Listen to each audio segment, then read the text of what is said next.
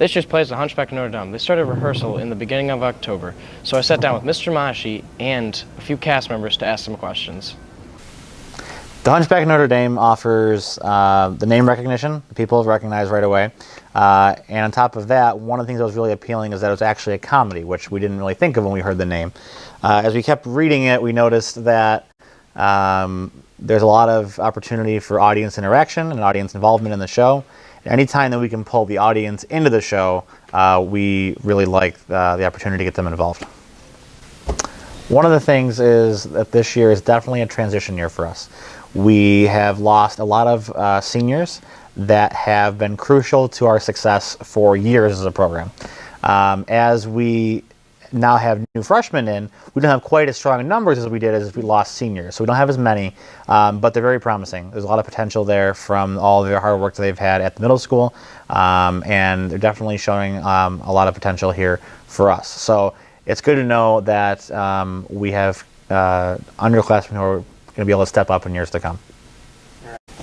As I said before, this show definitely has name recognition. Everybody's familiar with the storyline or the concept of the Hunchback of Notre Dame. And even though it's a comedic retelling of the story, all the characters still remain true. So we still have Quasimodo, Esmeralda, her goat, who has a larger role, I would say, in the show than you might remember. And we have Frollo and all the characters that you remember if you think of the Disney classic or the story if you read that. So the characters are still true. It's a retelling, kind of a flashback of the storyline, and it still takes place right in front of the cathedral, and it's true to the original tale. The cast this year, I believe, is very friendly to each other, and they're all joined together, and they work hard to achieve the goal and make the play the best it can be.